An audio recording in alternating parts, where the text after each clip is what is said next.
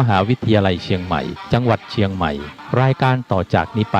ขอเชิญท่านผู้ฟังทุกท่านเข้าสู่รายการดีมีคุณค่าน่าติดตามรายการเกษตรเพื่อชีวิตดำเนินรายการโดยกลุ่มรักเกษตรประสานงานโดยนายพิชัยคงพิทักษ์คณะเกษตรมหาวิทยาลัยเชียงใหม่หมายเลขโทรศัพท์053944030ขอเชิญทุกท่านติดตามรับฟังได้ณบัดนี้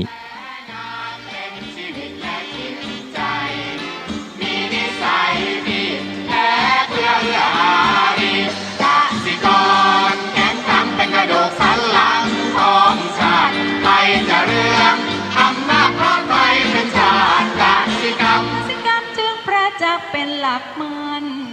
อาชีพสำคัญผู้ไทยวิไลศรีใครจะเข้มใครจะแข็งแรงทวีสวัสดีครับท่านผู้ฟังพบกับรายการเกษตรเพื่อชีวิตวันนี้จะพูดถึงเรื่องผลการวิจัยก่อนเข้าสู่รายการก็มีธรรมะมาฝากท่านผู้ฟังวันนี้จะพูดถึงเรื่องสำคัญอย่างหนึ่งคือเรื่องของสัมมาทิฏฐินะคำว่าสัมมาทิฏฐิคืออะไรสำคัญอย่างไรสัมมาทิฏฐินั้นโดยความหมายก็คือว่าปัญญาอันเห็นชอบคือเห็นอริยสัจสี่เห็นชอบตามครองธรรมว่าทำดีมีผลดีทำชั่วมีผลชั่วมารดาบิดามีคุณความดีควรแก่ฐานะหนึ่งที่เรียกว่ามารดาบิดาแปลว่าเห็นถูกต้องเห็นตามจริงว่าขันธ์ห้าไม่เที่ยงเป็นทุกข์เป็นอนัตตาอันนี้เห็นตามความเป็นจริงสัมมาทิฏฐินั้นก็มีการขยายไปเป็นเรียกว่าเป็นสัมมาทิฏฐิสูตรพระสูตรแสดงความหมายต่างๆแห่งสัมมาทิฏฐิเป็นภาษิตของพระสารีบุตรนะซึ่งมีทั้งหมดอยู่16ข้อนะคืออันนี้ขอพูดเพิ่มนิดนึงคือว่าเพื่อที่จะให้ท่านผู้ฟังได้มีความรู้เพิ่มข้อที่หนึ่งคือความรู้ชัดว่าอกุศลเป็นกุศลเป็นยังไงอกุศลเป็นอย่างไรรู้ชัดอาหารเหตุเกิดแห่งอาหารความดับแห่งอาหารข้อปฏิบัติถึงความดับแห่งอาหาร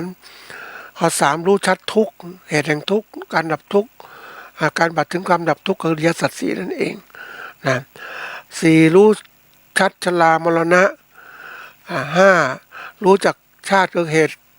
เกิดแห่งชาติแล้วหกรู้จักภพเหตุเกิดแห่งภพความดับแห่งภพ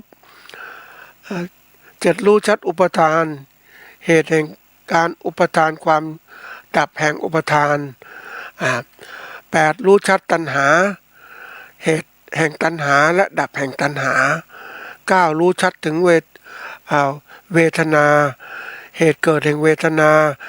ความดับแห่งเวทนาข้อปฏิบัติแห่งการดับถึงเวทนาสิบรู้ชัดผัสสะเหตุเกิดแห่งผัสสะความดับแห่งผัสสะ11รู้ชัดอายตนะหก12รู้ชัดนามรูป13รู้ชัดเรื่องวิญญาณ14รู้ชัดเรื่องสังขาร15รู้ชัดเรื่องอวิชชาแล้วก็16รู้ชัดเรื่องอาสวะเหตุแห่งอาสวะการความดับแห่งอาสวะและข้อปฏิบัติให้ถึงความดับแห่งอาสวะนั้นอันนี้เป็นส่วนที่ว่าขยายความของสัมมาทิฏฐิซึ่งสัมมาทิฏฐิอย่างย่อก็คือว่าเรื่องของแนวคิดที่ถูกต้องเห็นชอบตามทำนองของธรรมเช่นเห็นทำดีได้ดีทำชั่วได้ชั่วอันเป็นองค์แรกในมรรคมีองค์8นะอันนี้เป็นแนวทางการหลุดพ้นจากทุกข์เนี่ยก็เริ่มจากตัวนี้แหละทีนี้ที่เอาตัวนี้มาพูดก่อนเรื่องสัมมาทิฏฐิเพราะว่าเป็นเรื่องสำคัญเราอยู่บนโลกปัจจุบันเนี่ยเขาเรียกอยู่บนโลกของการเอาชีวิตรอดการต่อสู้ต่างๆ นะเราอยู่ในโลกของการแข่งขันในโลกของมีการพัฒนาเทคโนโลยีงานวิจัยที่นี่แล้วนวัตกรรมใหม่ๆที่ก้าวหน้ามากเรียกว่าเข้าสู่ของโลกที่ทันสมัยนั่นแหละนะทีนี้โลกทั้งหมดนั้นก่อนนี้มันก็อยู่อย่างต่างคนต่างอยู่นะแต่ทีนี้ความเจริญที่มันเขาเรียกว่าผู้ที่มีเข้าสู่องค์ความรู้ที่มีสร้างความเจริญก้าวหน้าในทุกด้านเนี่ยก็เจริญก้าวหน้าไปมากๆแล้วก็ต้องการทรัพยากรต่างๆเพิ่มขึ้นนะเขาก็ต้องเอาความรู้ต่างๆมาใช้เพื่อจะครอบครองทรัพยากรต่างๆแย่งชิงทรัพยากรต่างๆที่สุดเขาก็มาก็เรียกว่ามาครอบทั้งหมดเลยครอบในส่วนที่ไม่พัฒนาต่างๆคนที่บอกว่าบางคนไม่ต้องพัฒนาแล้วอยู่ได้สบายอยู่อย่างเงี้ยแต่รู้ไหมว่าสิ่งที่มันเจริญก็ได้มันมาครอบทับหมดแล้วที่สุดไอ้ผู้ที่ไม่พัฒนาหรือแย่หรืออ่อนแอต่อการพัฒนาก็อยู่ไม่ได้ไอ้ที่พัฒนามันแข่งขันมันเอาจริงเอารัดเปรียบกันต่างๆมันก็ก้าวหน้ามันก็เขาเรียกลุ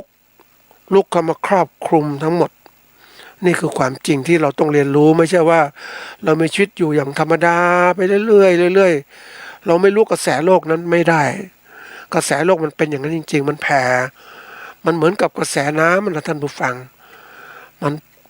ไหลบ่ามาเต็มที่สูงกว่าจะไหลไปสู่ที่อ่อนที่ต่ำกว่าแล้วถ้าเราอยู่ในที่ต่ำกว่าก็ถูกน้ำกระแสนั้นท่วมหมดเลยความเดือดร้อนที่เกิดขึ้นข้างหน้านั้นจะเกิดขึ้นจริงนี่คือโลกของกระแสความเจริญก้าวหน้ามันไหลมาทั้งหมดเราเองเนี่ยจำเป็นอย่างยิ่งที่ต้องเรียนรู้เข้าใจโลกกระแสการพัฒนาเหล่านั้นเพื่อการที่เรานั้นจะได้มีชีวิตรอดหรือการดำรงชีวิตอย่างมีความสุขความเจริญแต่ถ้าเราไม่พัฒนามันก็ไปไม่ได้ละไม่พัฒนาความเจริญนะเราก็ไปไม่ได้จะเจริญเหล่านี้มันเจริญทางวัตถุนะท่านผู้ฟังจิตใจก็ไม่เจริญก็ได้แต่โลกมันเป็นอย่างนี้แหละกระแสเพราะนั้นเราจำเป็นต้องเรียนรู้การเรียนรู้นั่นคือการวิจัยผลการวิจัยที่เกิดขึ้นมันทำให้เรารู้อะไรมากขึ้นก่อนเนี่ยเราทำการเกษตรแบบธรรมดานะท่านผู้ฟังนะปลูกพืชผักธรรมดาอยู่อย่างธรรมดาก็มีชีวิตอยู่รอดได้หลาย10 ปีที่ผ่านมาเราก็เห็นมีจำเป็นต้องพัฒนาต่างๆแต่เดี๋ยวนี้เราไปดูสินะประเทศที่พัฒนาแล้วมีเทคนิคการเกษตรทันสมัยดูสิเขาอยากท่านผู้ฟังอยากรู้พวกนี้เขาก็ไปดู World Life World ของพวกของEconomy อะไรต่างๆที่มันเรื่องสารคดีที่อยู่ใน YouTube เอามาดูเอาเรื่องของโลกเกษตรสมัยใหม่เอามาดูแนวคิดต่างๆเขาลดจาก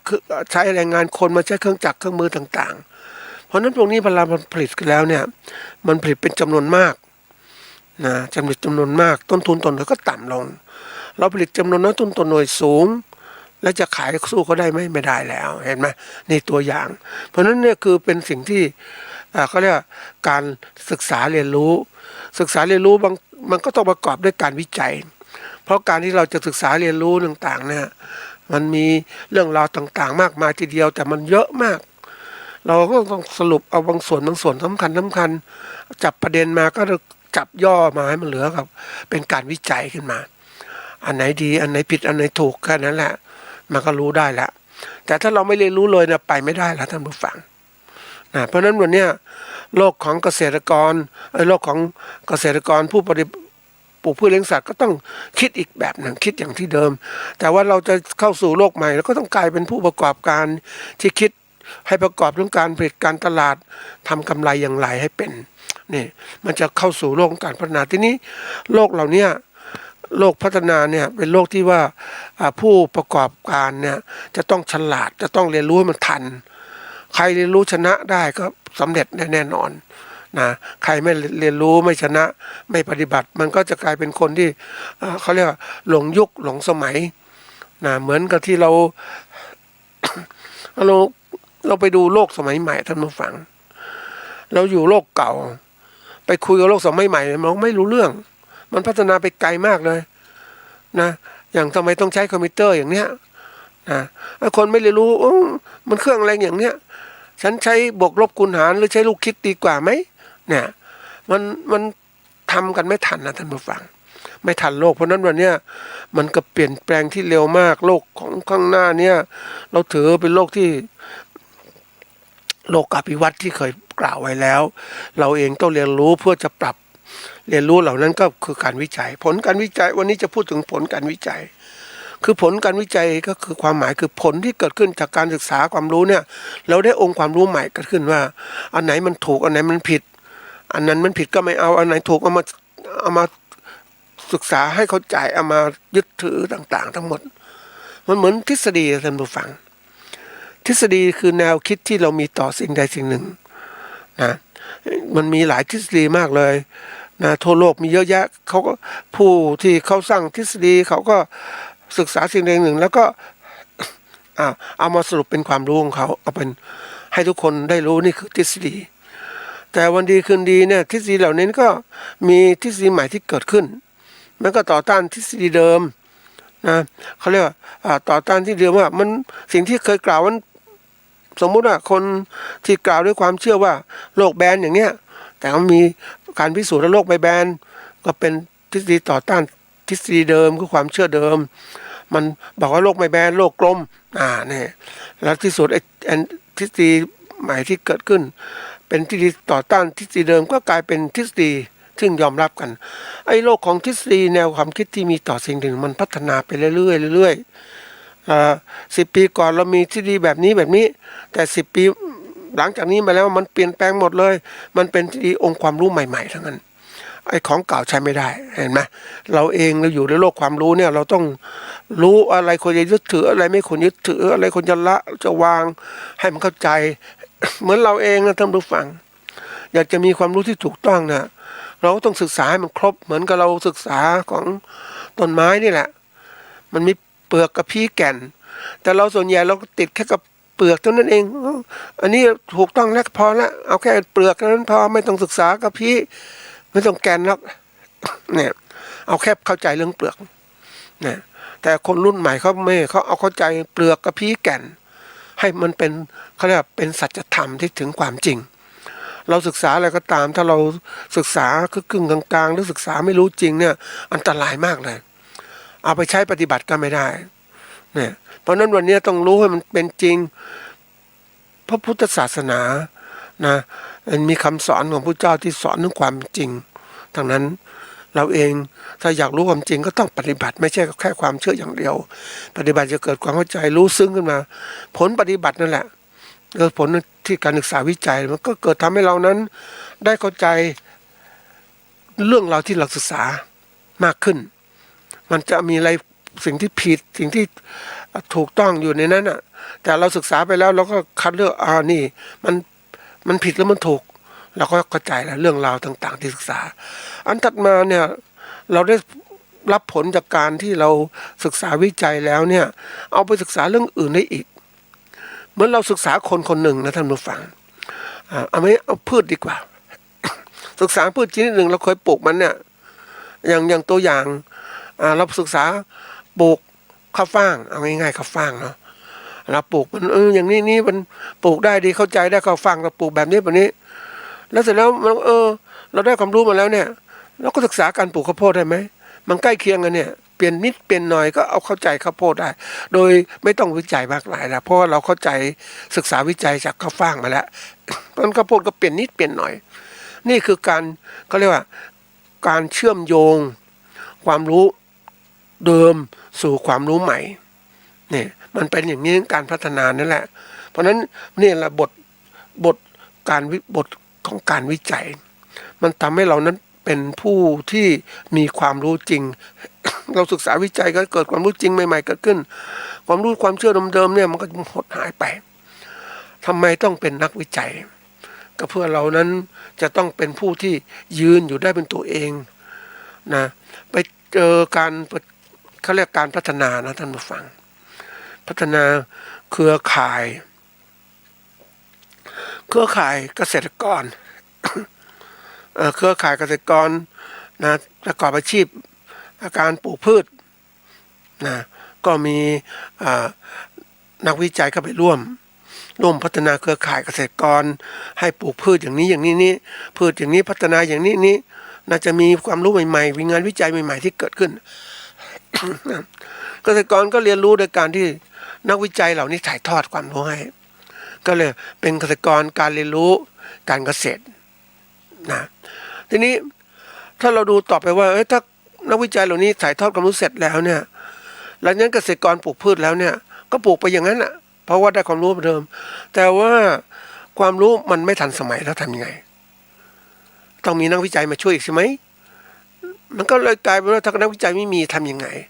เกษตรกรเหล่านี้ก็ไปไม่ได้ใช่ไหมแต่ถ้าเราพัฒนาตัวของเกษตรกรเองให้เป็นผู้ประกอบการเนี่ยเขาจะมีความรู้ด้วยตัวเองละ ตอนแรกไม่มีความรู้ด้วยตัวเองก่อนอาศัยนักวิจัยต่างๆช่วยแต่ช่วยแล้วเนี่ยนะไอ้ผู้ประกอบการนี้ก็สามารถทำการเรียกประกอบอาชีพเกษตรของเขาได้ผลกำไรเขาก็กลับมาพัฒนาการผลิตและการตลาดด้วยตัวเขาเองทีนี้ระหว่างพัฒนาการผลิตและการตลาดตัวเองมันจะมีเขาเรียกว่าต้องการองค์ความรู้ใหม่ที่เพิ่มขึ้นต้องการองค์ความรู้ใหม่ที่เพิ่มขึ้นจะทำยังไงก็ต้องจะไปหานักวิจัยใช่ไหมไปหาวิจัยบางทีนักวิจัยเนี่ยท่านผู้ฟังก็ต้องรู้นะว่าเขาก็มีอายุทำงานเป็นข้าราชการถึงเวลาก็จะไปเกษียณไปต่างๆจะหาองค์ความรู้ใหม่ๆได้ไหม ที่ต่อเนื่องได้ไหมมันไม่ได้มันต้องไปหาข้อมูลไปค้นคว้าอีกใช่ไหมไปเป็นนักก็ไปหาข้อมูลต่างประเทศเพิ่มขึ้นสมมุติเรื่องการผลิตเนี่ยมันมีข้อมูลทันสมัยแต่พอนักวิจัยเดิมเกษียณไปแล้วไม่ทำแล้วก็ต้องไปหาความรู้ที่ไหนก็ไปหาวารสารไปหานักวิจัยต่างประเทศมาทำต่อแต่ที่สุดของที่สุดแล้วเนี่ยก็คือตัวของผู้ประกอบการเอง ก็จะต้องปลูกฝังนิสัยของการเป็นนักวิจัยศึกษาความรู้เพิ่มเติมขึ้นมาเพื่อที่จะพัฒนาการผลิตของตัวเองให้ดีขึ้นนะนี่คือตัวกระตุ้นไงนะเราเองเนี่ยหวังเพื่อความยั่งยืนในการประกอบการเกษตรเนี่ยเราจะต้องให้ผู้ประกอบการนั้นเป็นผู้ที่ยั่งยืนในตัวเอง ไม่ต้องไปขอเขาให้มาช่วยนะบางคนที่ทำการประกอบการเกษตรเนี่ยเรื่องการตลาดก็ต้องศึกษาเรื่องการตลาดนะทั้งองค์ความรู้การผลิตการตลาดทำยังไงให้มีกำไรเกิดขึ้นทำไงบริหารธุรกิจอย่างไรให้มันมีกำไรทำไงลดต้นทุนอย่างไรมันจะมีเกิดองค์ความรู้ที่ขึ้นตัวเอง เพราะตัวเองนั้นเป็นผู้ประกอบการเป็นนักบริหารนี่แหละสำคัญมากท่านผู้ฟังอย่างที่เคยกล่าวไว้ว่าประเทศไทยจะพัฒนาได้เป็นประเทศเกษตรกรประเทศเกษตรกรรมได้เนี่ยประเทศไทยจะต้องมีเกษตรกรที่มีคุณภาพก็คือเป็นผู้ประกอบการนั่นเองเราไม่ต้องอาศัยใครมาช่วยมาบอกเราแล้วเพราะว่าเรานั้นเก่ง เรานั้นทำด้วยตัวเองนี่คือสิ่งสำคัญที่สุดในการที่เราจะต่อสู้กับการเปลี่ยนแปลงต่างๆที่จะพัฒนาให้ทันสมัยกับเรากับเขาเรียกว่ากับโลกที่พัฒนาแล้วอย่างต่างประเทศเขาขายสินค้าแข่งกับไทยอย่างเงี้ยเอาตัวอย่างนะท่านผู้ฟังนะเรื่องข้าวอเมริกาเองไม่มีความรู้เรื่องข้าวมาผ่านประเทศไทยผ่านนู้นทำไมประเทศเหล่านี้มีปลูกหญ้าอะไรเขียวไปหมดเลย ไม่เห็นมีอะไรเลยนะแต่เมื่อลงจากเครื่องบินแล้วนี่มันข้าวนี่มีเมล็ดเนี่ยถึงวันตอนที่มันมีใบเขียวๆก็มาดูมันข้าวเพราะข้าวกับหญ้าในตระกูลเดียวกันนะท่านผู้ฟังแกไม่นี่เหมือนกันอย่างเนี้ยนี่มันเห็นปุ๊บมาอเมริกาก็สนใจเรื่องการศึกษาในการที่จะเอาความรู้ไปพัฒนาของเขาเนี่ยเขาก็มาทุ่มการศึกษาแต่เราในสมัยนั้น เราก็กลัวสมัยจอมพลสฤษดิ์ธนรัตน์ก็กลัวว่าต่างประเทศจะมาขโมยความรู้ต่างๆนะไม่อยากให้ตั้งศูนย์วิจัยข้าวในประเทศไทยอันนี้เขาก็อเมริกาก็ไปตั้งที่ฟิลิปปินส์ นะทีนี้เขาก็เอาพันธุ์พืชของเราไปศึกษาวิจัยมันก็ติดตัวไปนักวิจัยนั่นแหละเพราะที่นั่นให้ปริญญาเอกใช่ไหมปริญญาโทเป็นเอกกับนักวิจัยประเทศไทยพวกนักวิจัยก็หอบพันธุ์ข้าวไปไปศึกษาวิจัยเขาก็ได้องค์ความรู้เพิ่มขึ้นนะแล้วก่อนแล้วก็มีการเพราะว่าพวกต่างประเทศเขาก็ไวเข้ามาเก็บพันธุ์พืชพันธุ์สัตว์ต่างๆไปศึกษานะแล้วก็ไปสร้าง เขาเรียกผิดผลของเขาเองทีนี้ประเทศไทยก็เลยบอกกลัวป้องกันนักหนาไม่อยากให้เขาขโมยพันธุ์ข้าวเราไป แต่ที่ไหนได้เขาก็จัดการได้ความรู้หมดแล้วเสร็จแล้วเขาก็ไปผลิตข้าวที่อเมริกานะวันนี้ผลิตข้าวมานะความรู้ใหม่ๆเขามีเกิดขึ้นมาเพราะอะไรเขาก็ใช้หลักของการที่เรียกว่าใครจะเรียนนะปริญญาเอกปริญญาโทปริญญาเอกก็จะให้ปริญญาแต่จะทำเรื่องวิจัยต่างๆเนี่ยทำเลยเรื่องนี้กำหนดกรอบทีนี้พวกนักวิจัยที่ไปทำที่ต่างประเทศเอาเรื่องต่างๆเรื่องประเทศไทยดีกว่าศึกษาปุ๊บมันก็ไปอยู่ในไหนในทีสิทธ์ในวิทยานิพนธ์เสร็จแล้วก็ไปตีพิมพ์เอาคนที่เขาเข้าใจรู้ผลก็เกิดการเผยแพร่วิชาการมากขึ้นทีนี้วิชาการมันกั้นกันไม่ได้ละประเทศใดก็ตามถ้ามีความฉลาดก็คือได้งานวิจัยก่อนใช่ไหม ถัดมาก็คือทำงานวิจัยนั้นให้เป็นนวัตกรรมก็ต้องอาศัยเทคโนโลยีต่างๆเข้ามาช่วยก็จะสร้างผลงานใหม่ๆที่เกิดขึ้นคือเอาไปสร้างการกระทำที่มีประโยชน์อย่างประเทศไทยเราก็แค่ศึกษาว่ามีวิจัยใหม่ๆอย่างงู้นงี้แต่ว่าวิจัยนั้นไม่เคยมีการต่อยอดไม่เคยมีการเอาไปประยุกต์ใช้เพราะเราไม่มีฝ่ายที่ประยุกต์ใช้ข้อมูลวิจัย มันก็กลายเป็นงานวิจัยที่คือนิ่งไปอย่างที่เขาพูดนั่นแหละแต่ถ้าเรารู้ชัดเจนอย่างกรณีของการที่นักวิจัยน่ะก็คือตัวที่จะเอาผลงานวิจัยไปใช้สมมตินะก็คือผู้ประกอบการนี่แหละให้คนจ้างคนอื่นมาเป็นวิจัยให้ได้แล้วเสร็จแล้วเอาผลงานวิจัยไปใช้ เหมือนบริษัทผู้ประกอบการเกษตรใหญ่ๆในปัจจุบันเขาจ้างเขาอยากรู้เรื่องอะไรต่างๆเนี่ยเขาก็จ้างนักวิจัยนะที่พวกจบมหาวิทยาลัยต่างๆปริญญาตรีปริญญาโทปริญญาเอกไปเป็นนักวิจัยค้นคว้าวิจัยเขาแล้วก็ได้องค์ความรู้เหล่านั้นไปใช้กับการประกอบการของเขาโลกปัจจุบันมันแข่งขันด้วยองค์ความรู้นะท่านผู้ฟัง องค์ความรู้ที่มีตัวที่หนึ่งถ้าอาศัยองค์ความรู้ก็คือสัมมาทิฏฐินั่นแหละอันที่สองต้องอาศัยกอง ทุนในการเอาองค์ความรู้ไปสร้างนวัตกรรมใหม่ๆที่เกิดขึ้นทีนี้ของเรามันขาดเรามีนักวิจัยทำแล้วแต่มันขาดผู้จะเอาผลงานวิจัยไปใช้บางทีเขาผู้ทำงานเอาผลงานวิจัยไปใช้มันมีปัญหาเรื่องทุนไม่สามารถไปทำได้ก็หยุดอย่างนั้นฝรั่งเขาจึงเอาผลงานของเราไปเยอะแยะเลยนะเขาเก็บข้อมูลต่างๆเขารู้อันนี้ทำยังไงนะมันเป็นอะไรที่แบบ มันคิดไม่ครบระบบนะท่านผู้ฟังเราทำอะไรถ้าเราคิดเป็นระบบเนี่ยมันจะเชื่อมต่อเป็นระบบได้การกระทำเป็นระบบได้วิจัยต่อเอาไปสร้างนวัตกรรมเสร็จสร้างนู่นสร้างนี่เอามาหมุนเป็นงานวิจัยใหม่เกิดขึ้นสร้างวัฏจักรมันจะหมุนอย่างเนี้ยมันจะเกิดการพัฒนาประเทศที่จะเติบโตอเมริกานั้นเป็นประเทศหนึ่งที่เขาก็รู้จักกลยุทธ์เหล่านี้แล้วก็ให้ความสำคัญกับงานวิจัยให้ความสำคัญกับการเอาผลงานวิจัยไปใช้โดยมีผู้ประกอบการต่างๆเกิดขึ้นมาในการเอาผลงานวิจัยไปใช้ก็ทำให้เกิดประโยชน์เกิดขึ้นแล้วเมื่อเขาใช้งานวิจัยเกิดขึ้นแล้วเนี่ยเขาก็อยากได้งานวิจัยเพิ่มขึ้นใช่ไหมเหมือนบริษัทผลิตยาเนี่ยอย่างไฟเซอร์อย่างเนี้ยเขาก็จ้างนักวิจัยไปทำนะจริงๆเคยคุยกับพวกที่เขาเรียกอะไรพวกที่เขาขายอาหารเสริม อาหารเสริมบางอย่างเนี่ยจริงๆ ในบริษัทพวกคนคว้าเคมีเกษตรเนี่ยปกติเคมีเกษตรเนี่ยมันเป็นเอามาเพื่อจะฆ่าแมลงฆ่าหอยฆ่าอะไรต่างๆสมมุติเราเป็นยาฆ่าทีนี้ไอ้สูตรบางตัวอย่างมันแรงมันก็ทำเป็นพิษได้ฆ่าได้แต่ถ้าทำแล้วมันอาจจะไม่ถึงฆ่าแต่เป็นตัวกระตุ้นทำให้พืชผลเจริญเติบโตหรือสัตว์เจริญเติบโตก็สามารถทำได้มันมีต่างๆมีทำเป็นฮอร์โมนทำเป็นยา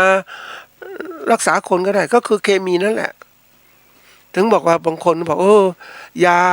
แล้วแต่การใช้ นะยามันมีเคมีระดับความเข้มข้นรุนแรงแตกต่างกันนะไอ้ที่รุนแรงมากๆก็ฆ่าก็เป็นยาพวกฆ่าแมลงไปไอ้ฆ่าสัตว์ไปแต่ยาที่อ่อนๆก็สามารถจะฆ่าเซลล์พืชเซลล์สัตว์ต่างๆเซลล์ร่างกายที่เป็นโรคก็แล้วแต่นี่คือตัวอย่างนี่มันการพัฒนามันต้องใส่แบบนี้ทั้งนั้นแหละเพราะนั้นมันมีผลต่อเนื่องกันนี่อเมริกาเนี่ยเขาพัฒนาความฉลาดของเขาก็มาทำงานวิจัยให้ทุนวิจัยต่างๆเขาก็ได้ผลงานวิจัยเรื่องของข้าวอย่างสมบูรณ์แบบแล้วถึงเวลาปุ๊บก็ไปผลิตข้าวมาแข่งกับเรานะโดยผลิตของเขาทำเป็นจำนวนมากใหญ่โตและเครื่องจักรต่างๆเราเองทำด้วยแรงคนนะถามว่าต้นทุนต่อหน่วยเป็นยังไงเพราะฉะนั้นวันนี้สิ่งที่เราภูมิใจนักหนาว่าเราขายข้าวเป็นอันดับ1ของโลกวันนี้ตกเป็นอันดับ4แล้วต่อไปแน่นอนว่าประเทศอื่นๆก็จะเป็นอันดับ1ต้นๆยิ่งประเทศใดก็ตามถ้ามีงานวิจัยหรือผลงานวิจัยดีๆเนี่ยเขาได้ประโยชน์นะเหมือนมันธรรมดานะท่านผู้ฟังคนไทยเนี่ยอยากได้ปริญญาเอกปริญญาเอกก็ต้องไปทำงานวิจัยกับเขานะบางทีก็เอาวัตถุดิบของเราไปทำนะพวกพันธุ์พืชพันธุ์สัตว์ไปทำหรือมาศึกษาในประเทศไทยก็ตามแต่เวลาทำก็เสียเป็นผลงานที่เป็นทีสิทธ์ก็ไปตีพิมพ์เผยแพร่ในเรียกวารสารที่เขาตั้งขึ้นมาเป็นวารสารวิจัยเพื่อทำให้คนนั้นเรียนรู้ต่อยอดไอ้ตัวนี้สำคัญนะท่านผู้ฟังผลงานวิจัยเนี่ยที่เอาไปถูกตีพิมพ์ในวารสารต่างประเทศนะที่เขาจะมีเขาเรียก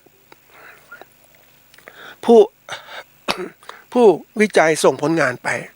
ก็จะมีลีดเดอร์คือคนอ่านตรวจสอบที่มีคุณภาพคัดว่าอันนี้ดีผ่านตีพิมพ์ได้อันนี้ไม่ผ่านก็ตีพิมพ์ไม่ได้นะเพราะฉะนั้นเขาจะได้วารสารเหล่านี้ก็จะเรื่องผลงานเฉพาะด้านไม่ว่าด้านการเกษตรว่าด้านยาฆ่าแมลงด้านของการพวกของพืชเรื่องของสัตว์ต่างๆมีหมดเลยเป็นวารสารเฉพาะด้านเลยเรื่องของดินอย่างเนี้ยเพราะฉะนั้นเขาถ้าเมื่อใดก็ตามถ้าผู้ที่ทำวารสารเหล่านั้นเนี่ยเขาทำมาเพื่อให้คนอื่นอ่านขณะเดียวกันเขาก็เป็นการรวบรวมผลงานวิจัยที่มีอยู่เนี่ยเอาไปสร้างงานต่อยอดได้นี่เขาเรียกคนที่คุมงานวิจัยได้ถึงความเจริญก้าวหน้าเกิดขึ้นนะในประเทศที่พัฒนาอย่างพวกเขาแข่งขันกันนั้นผู้ฟังว่าใครเก่งทำงานวิจัยดีๆผลงานดีก็ให้โนเบิลไพรส์ก็ไปให้คนไปเสนอผลงานนึงนี่คือการกระตุ้นทำให้เกิดการแข่งขันในการวิจัยให้เกิดขึ้นแต่ท่านผู้ฟังรู้ไหมว่าถ้าเบื้องลึกต่อไปแล้วแข่งขันไม่พอผลงานวิจัยเกิดขึ้นก็ไปต่อยอดเอาผลงานวิจัยไปใช้ในการศึกษาเรื่องราวต่างๆเพิ่มขึ้นนี่คนที่จะเอาผลงานวิจัยต้องมีความรู้ต้องมีทุนมองเห็นโอกาสในการพัฒนานะคุณจะสามารถต่อเอาผลงานวิจัยไปใช้ได้ประเทศที่เจริญก้าวหน้าเขามีศักยภาพอย่างนี้แหละท่านผู้ฟังเขาสามารถเอาผลงานวิจัยนะไปใช้ต่อมุนแต่ประเทศที่ด้อยพัฒนาหรือกำลังพัฒนาเนี่ยมันไม่มีทุนไปต่อเอาได้ผลงานวิจัยดีๆก็ไม่สามารถที่จะมีห้องหรือโรงงานเอาไปขยายผลงานวิจัยนั้นให้เกิดประโยชน์เกิดขึ้นมันก็แค่เป็นผลงานวิจัย นี่คือตัวสำคัญนะท่านผู้ฟังเพราะนั้นเรายิ่งพัฒนายิ่งไปก้าวหน้าไปเนี่ยประเทศที่พัฒนาแล้วก็จะก้าวหน้าดีเร็วมากเลยมันเปรียบเทียบเหมือนกับเรานั่นนะเราพัฒนาจากเราเดินมาเป็นขี่จักรยานก็พัฒนาเป็นมอเตอร์ไซค์แต่เขาพัฒนาเนี่ยจากเดินปุ๊บขี่จักรยานนะเป็นมอเตอร์ไซค์แต่มีรถยนต์ไปอีกแล้วพัฒนาต่างๆมีจรวดไปอีกเนี่ยมันไปเร็วกว่าเราอีกเวลาที่เท่ากันก็จริงเพราะเขานั้นมีทุนสนับสนุนในการเอาผลงานวิจัยไปใช้เป็นนวัตกรรมที่เกิดขึ้นอันนี้เป็นสิ่งสำคัญนะท่านผู้ฟังเราเองเนี่ยถ้าเราอยู่ในโลกของโลกอีกโลกหนึ่งเราไม่ได้รู้เรื่องเหล่านี้หรอกเพราะว่าเราเองเนี่ย ก็แค่จัดการกับการประกอบอาชีพเกษตรแล้วก็ลำบากแล้วต้องมาสู้กับเรื่องนู้นเรื่องนี้อีกเราเลยจะไม่มีโอกาสที่จะไปมองว่าเฮ้ยมันจะเป็นไงอย่างวันนี้เราไม่มีทุนนะท่านผู้ฟังขนาดจะไปรับซื้อวารสารวิชาการต่างประเทศบางทีของงบประมาณก็ยากนะคนที่เก่งๆนะท่านผู้ฟัง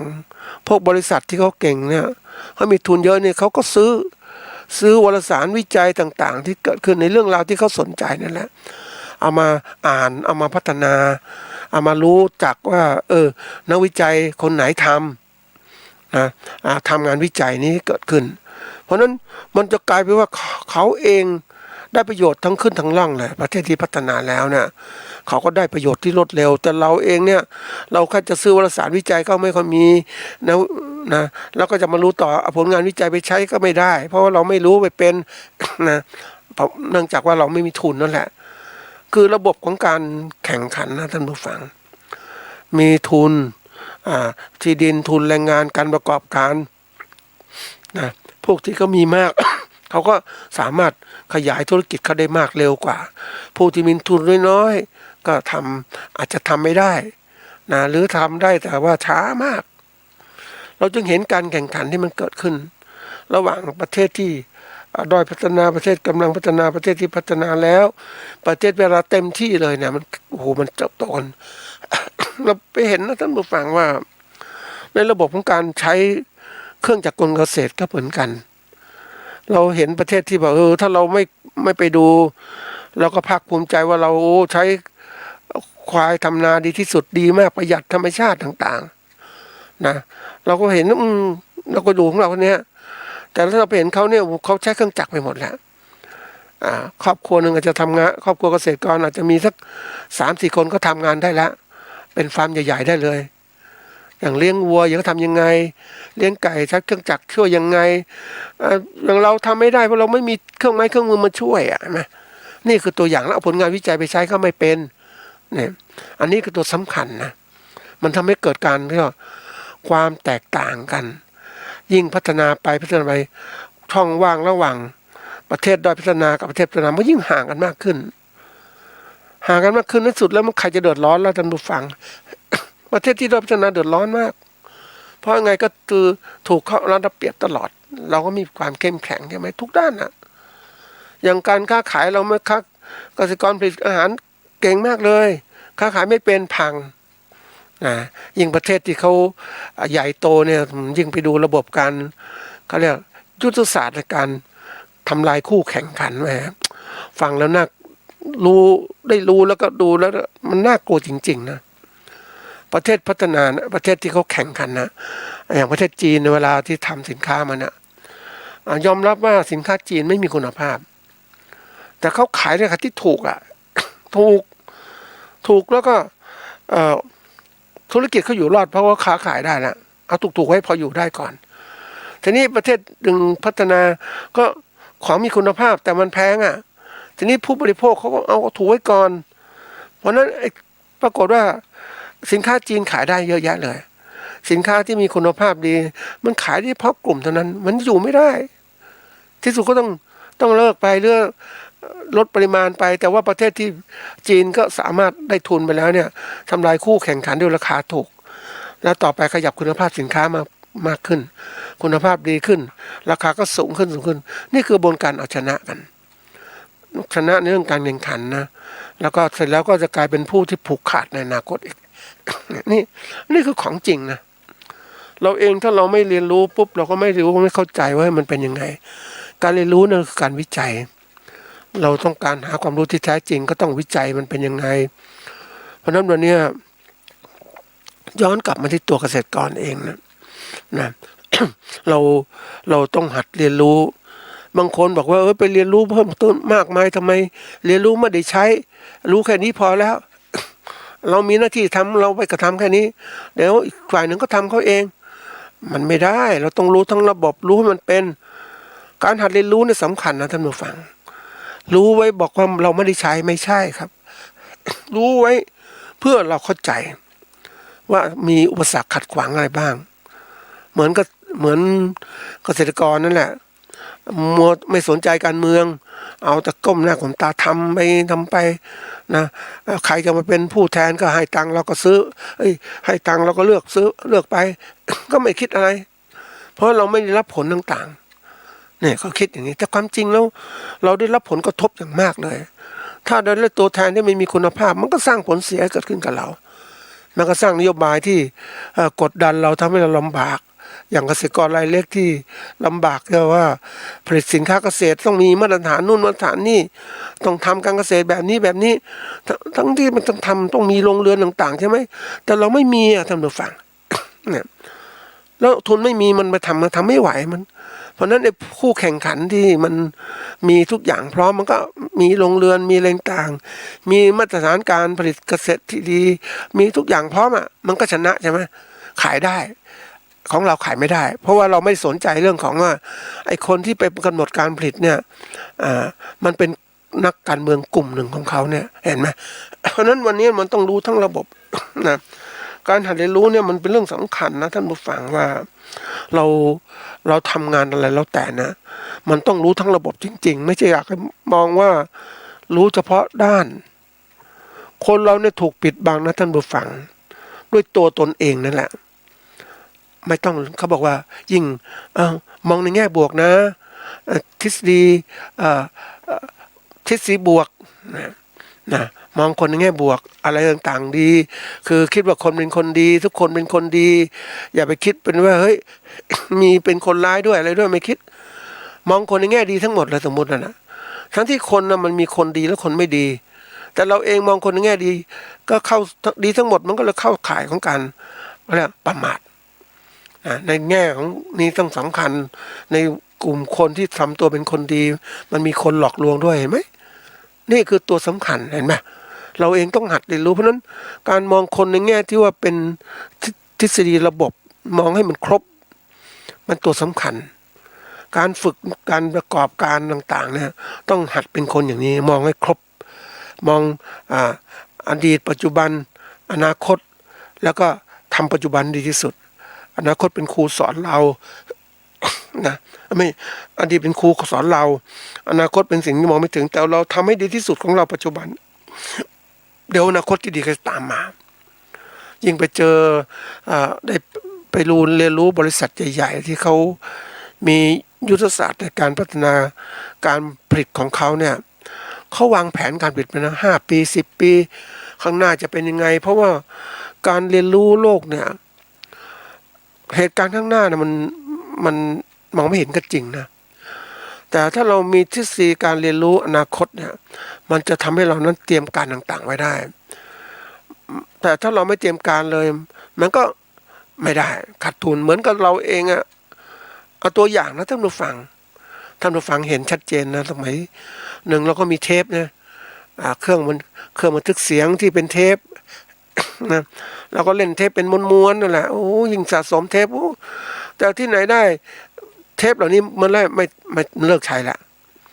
จากเทปบันทึกเสียงกลายเป็นซีดีกลายเป็น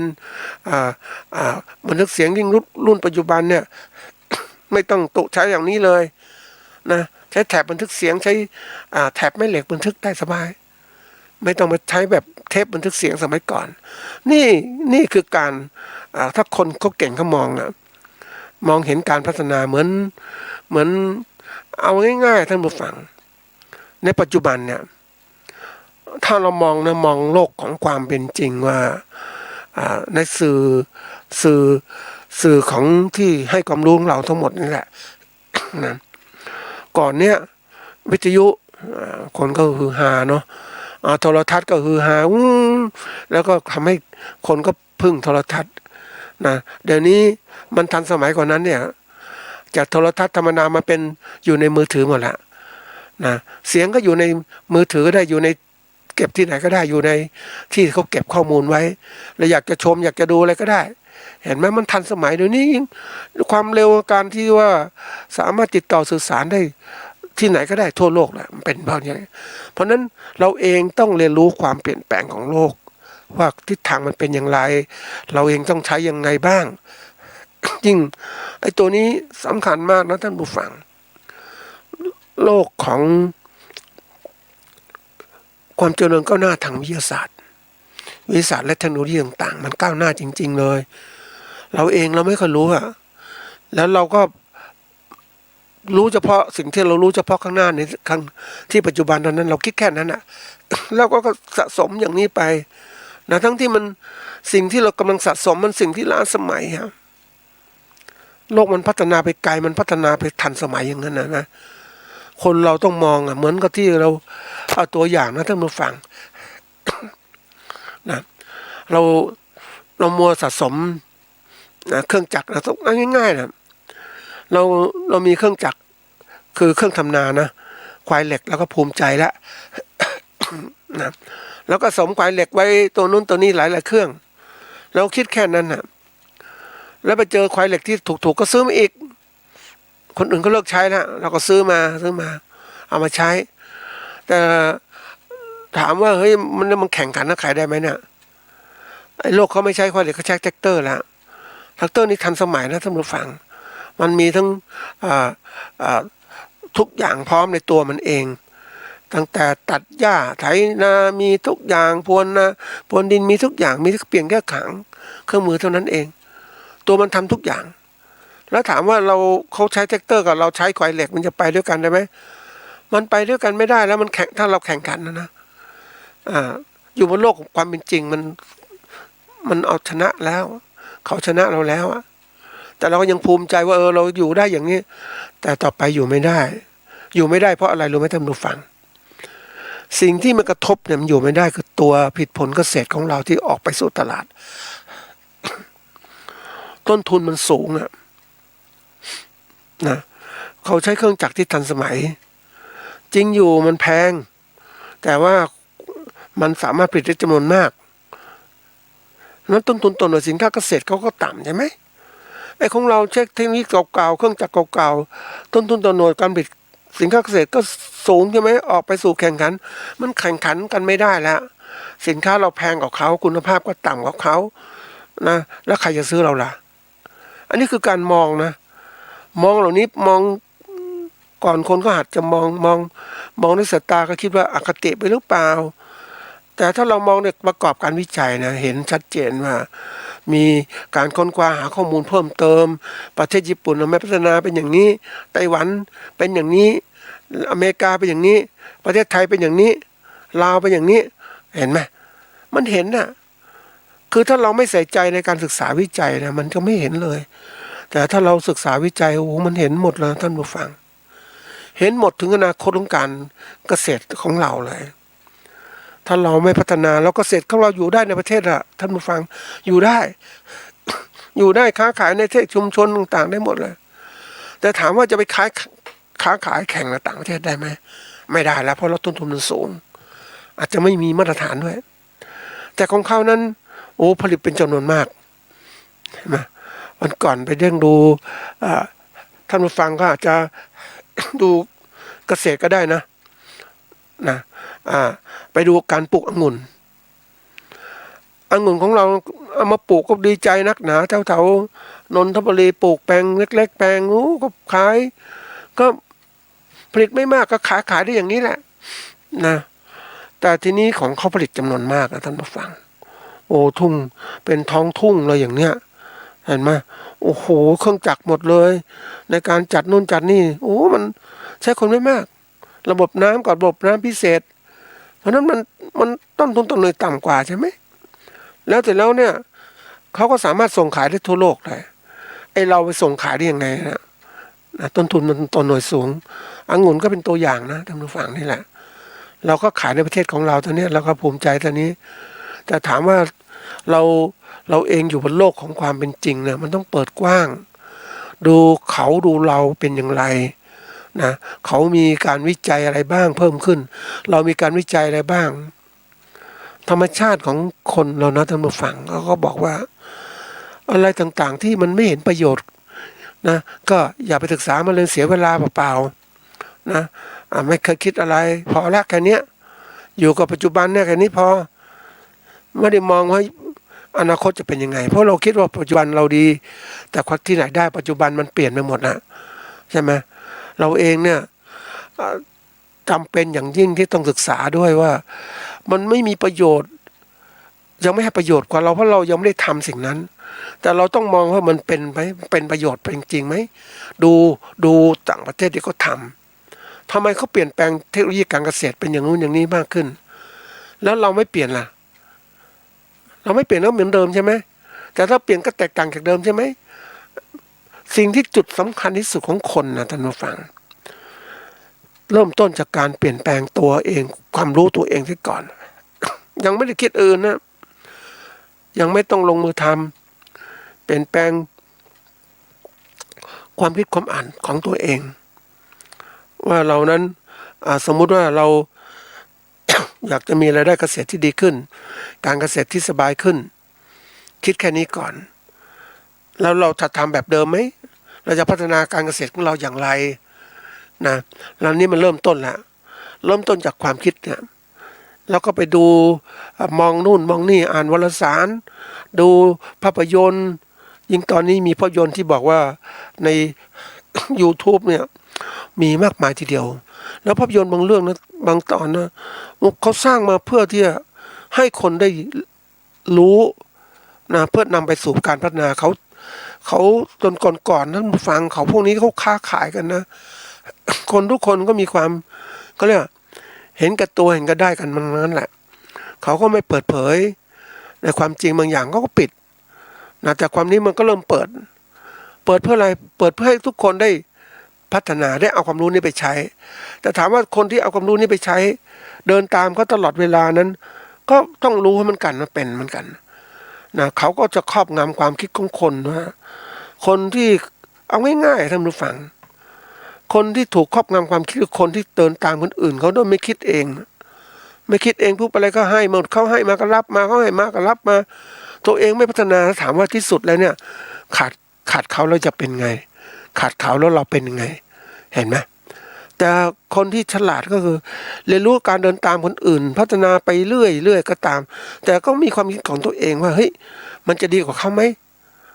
ออกนอกกรอบบ้างจะเห็นถึงความเป็นจริงว่า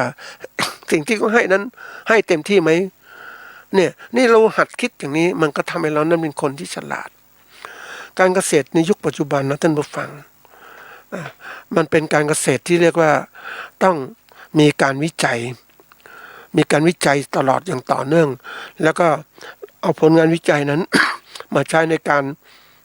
พัฒนาตนเองต่อมันเข้าสู่หลักของอะไรการพัฒนามันที่ภาษาอังกฤษเขาเรียกว่า PDCA Plan Do Check Action การทำอะไรเนี่ยมันจะเริ่มจากที่เรามีการวางแผนมีการลงมือทำมีการตรวจสอบประเมินผลมีการปรับปรุงแก้ไขอะไรดีไม่ดีอะไรดีไม่ดีก็จะตัดไปอะไรที่ดีพัฒนาให้มันดีขึ้นแล้วก็มาปรับปรุงใหม่ก็คือเอาสิ่งที่คิดถึงการปรับปรุงมาเป็นการเขาเรียกว่า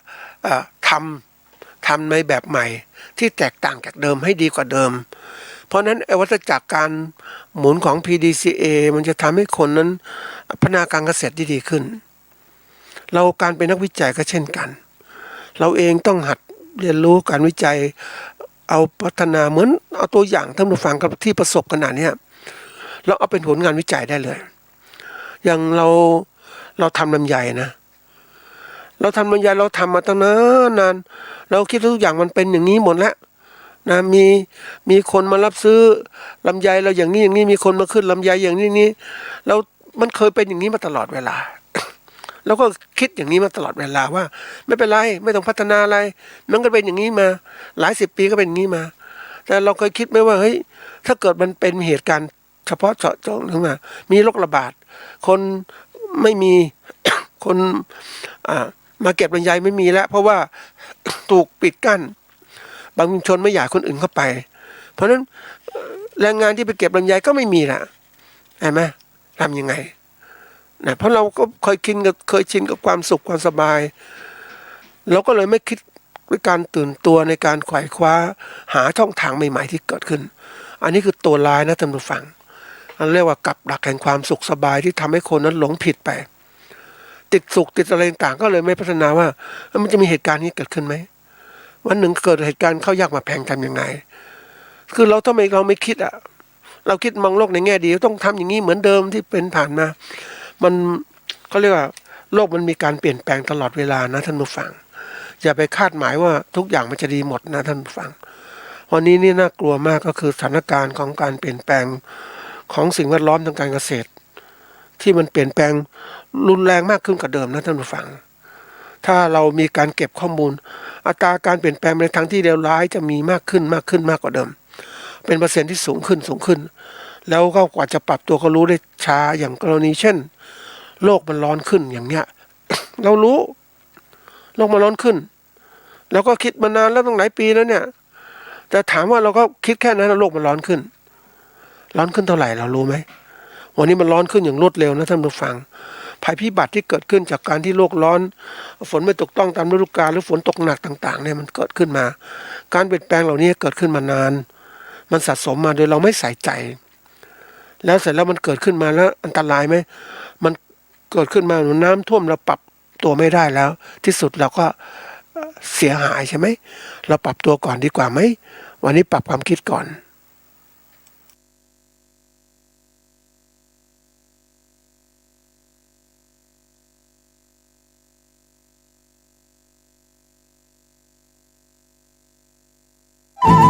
ที่จบไปแล้วนั้นเป็นรายการเกษตรเพื่อชีวิต